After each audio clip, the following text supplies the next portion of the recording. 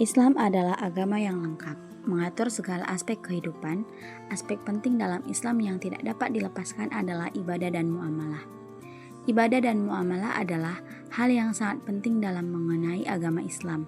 Sebagai seorang muslim dan muslimah, dituntut untuk mengetahui, melaksanakan atau mengamalkan apa saja yang kita punya dan apa yang kita ketahui terkait dua hal penting ini agar menjadi insan yang bertakwa dan dapat meninggikan derajat kita kepada Allah Subhanahu wa taala. Adapun pengertian marketing syariah menurut Philip Kotler, Keller, dan Kevin Lane.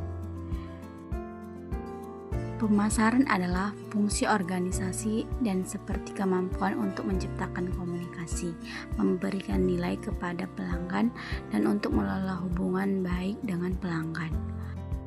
Marketing syariah secara umum menurut Kertajaya 2006 menyatakan bahwa pemasaran syariah adalah strategi bisnis yang harus memayungi seluruh aktivitas dalam sebuah perusahaan, meliputi seluruh proses menciptakan, menawarkan, pertukaran nilai dari seorang produsen atau salah satu perusahaan atau perorangan yang sesuai dengan ajaran Islam.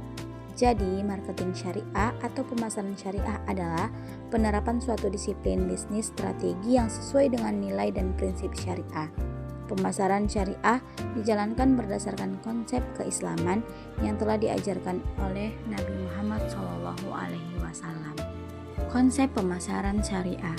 Konsep pemasaran syariah sendiri sebenarnya tidak beda jauh dengan konsep pemasaran yang kita kenal atau pemasaran konvensional. Konsep pemasaran yang kita kenal sekarang, pemasaran adalah sebuah ilmu dan seni yang mengarah pada proses penciptaan, penyampaian, dan pengomunikasian values kepada para konsumen serta menjaga hubungan dengan para stakeholder-nya.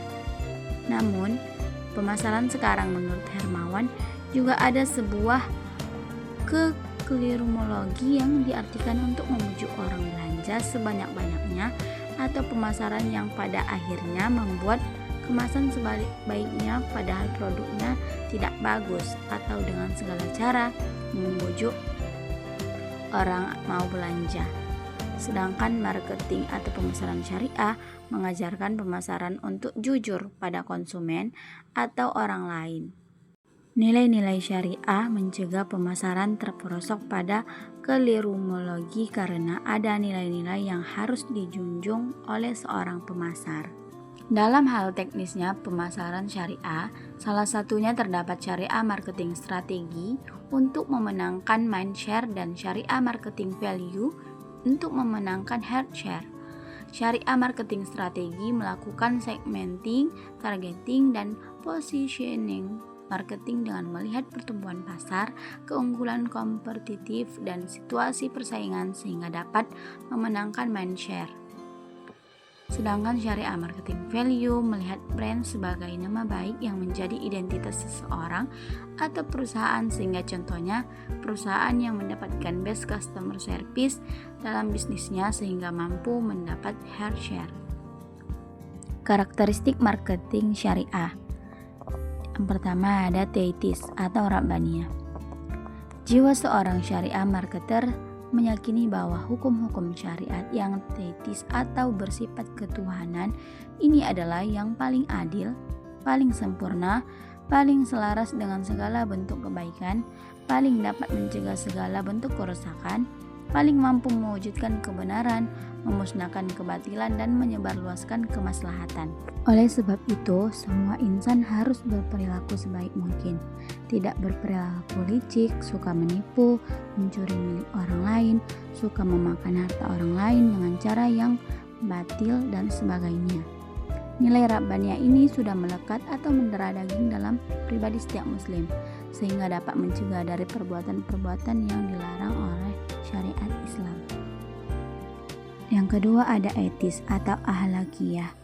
Keistimewaan lain dari syariah marketer selain karena teitis atau rabbaniyah juga karena ia sangat mengedepankan masalah akhlak atau moral dan etika dalam seluruh aspek kegiatannya, karena nilai-nilai moral dan etika adalah nilai yang bersifat universal yang diajarkan oleh semua agama. Seorang penipu yang mengoplos barang, menimbun barang, mengambil harta orang lain dengan cara yang batil, pasti hati kecilnya berkata lain. Tapi karena bujukan setan, ia tergoda berbuat curang. Ini artinya ia melanggar etika, tidak menuruti hati kecilnya. Oleh sebab itu, hal ini menjadi paduan para marketer syariah selalu memelihara setiap tutur kata, perilaku dalam berhubungan bisnis dengan siapa saja, yakni para konsumen, penyalur toko, pemasok, atau lain sebagainya. Yang ketiga ada realistis atau al-waqiyah. Realistis artinya sesuai dengan kenyataan, jangan mengada-ngada apalagi menjurus kebohongan. Semua transaksi yang dilakukan harus berdasarkan pada realita, tidak membeda-bedakan orang, suku, ras, warna kulit. Semua tindakan penuh dengan kejujuran. Yang keempat ada humanistis atau insaniyah. Humanis artinya berperilaku kemanusiaan, hormat menghormati sesama. Marketing berusaha membuat kehidupan menjadi lebih baik. Jangan sampai kegiatan marketing malah merusak tahanan hidup masyarakat. Etika dalam marketing syariah.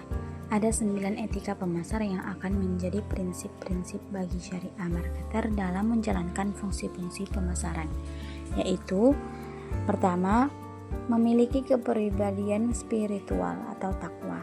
Yang kedua, berperilaku baik dan simpatik. Yang ketiga, berperilaku adil dalam bisnis. Yang keempat, bersikap melayani dan rendah hati. Yang kelima, menepati janji dan tidak curang. Yang keenam, jujur dan terpercaya atau al-amanah. Yang ketujuh, tidak suka berburuk sangka atau su'udzon. Yang kedelapan, tidak suka menjelek-jelekan atau ghibah. Dan yang terakhir, kesembilan, tidak melakukan sogok atau riswah. Landasan normatif dalam marketing syariah. Dalam bahasa normatif atau Al-Quran, istilah bisnis atau yang lebih spesifik pemasaran atau marketing memang tidak dijumpai. Namun, para ahli banyak menganalogikan praktik tersebut dengan jual beli atau perniagaan. Apabila ditelusuri, ada beberapa ayat yang terkandung dalam Al-Quran dan ada beberapa ayat yang membahas tentang jual beli dan kemudian dijadikan landasan dalam melakukan praktik pemasaran. Nah, berikut beberapa ayat atau landasan normatif marketing syariah. Yang pertama di surah Al-Baqarah ayat 172 yang artinya, "Hai orang-orang yang beriman, makanlah di antara kamu rezeki yang baik yang kami berikan kepadamu dan bersyukurlah kepada Allah jika benar-benar kepadanya kamu menyembah." Pada ayat ini, Allah memerintahkan kepada manusia agar memakan dan mencari harta yang baik dan dengan cara yang baik pula. Dan Allah juga memerintahkan agar manusia senantiasa bersyukur dengan rezeki yang ia dapat. Ada juga pada surah Al-Baqarah ayat 275 yang artinya, orang-orang yang makan atau mengambil riba tidak dapat berdiri melainkan seperti berdirinya orang yang kemasukan syaitan lantaran atau tekanan penyakit gila. Keadaan mereka yang demikian itu adalah disebabkan mereka berkata atau berpendapat sesungguhnya jual beli itu sama dengan riba. Padahal Allah telah menghalalkan jual beli dan mengharamkan riba.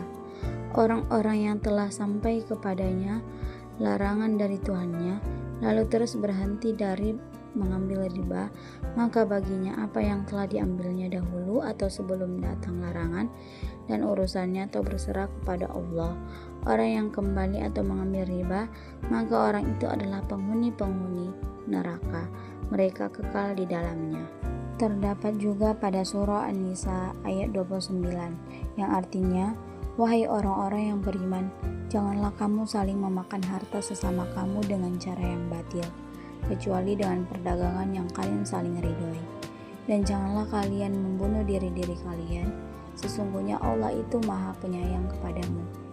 Pada surah An-Nisa ayat 29, Allah Subhanahu wa taala memerintahkan agar manusia tidak memakan daging saudaranya sendiri atau memakan harta sesama dengan cara yang batil atau cara yang dibenci Allah Subhanahu wa taala, kecuali dengan cara berniaga atau jual beli di mana atas dasar suka sama suka di antara keduanya, dan sesungguhnya Allah Maha Penyayang.